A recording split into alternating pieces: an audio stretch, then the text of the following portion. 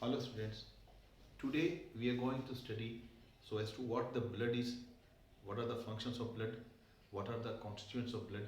So right at outset, if I say what is blood? Blood is the fluid connective tissue. It is connecting various parts of the body, and blood is red, sticky and viscous. Viscous means difficult to flow.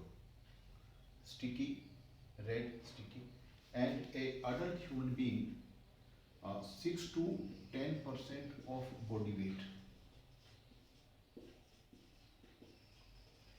Whatever the body weight of a person is there, 6 to 10% of that will be blood, and 5 to 6 liters of blood an adult human being is having. Blood is, I can say, slightly alkaline. Alkaline. Its pH is from 7.3 to 7.5. It is slightly heavier than water, and the viscosity of blood is 4.5 to 5.5 times more than that of water. More than that of water. Blood is also slightly salty in taste. Now straight we will come on to what are the functions of blood.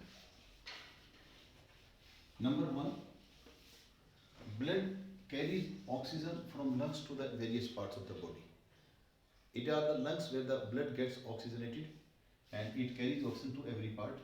Carbon dioxide it is also carrying carbon dioxide from the body parts to the lungs, and most of the oxygen is transported by oxygen when it enters into the blood capillary. It reacts with the hemoglobin present there and forms oxyhemoglobin and is then transported, whereas only little quantity of carbon dioxide is transported by hemoglobin.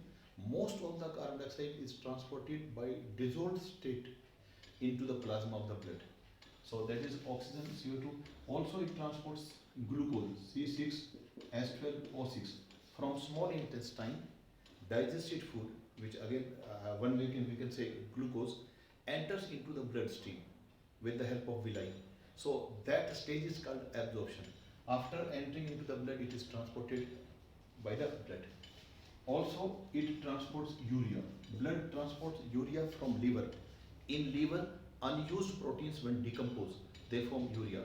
Urea is a nitrogenous waste, and higher concentrations of this can be very, very dangerous. It can even kill us. So that has to be removed. So blood transports urea from liver to the kidneys for filtration. Also, it transports different hormones. In hormonal system, when we study endocrine system, we will study what are the glands which are hormones that are produced and why are they to be transported. So blood transports hormones. These are 5 functions of transportation. Blood regulates body temperature. Blood regulates body temperature. The warm-blooded organism like us, human beings need to maintain 37 degrees Celsius as their body temperature, and for that regulation of temperature, blood helps.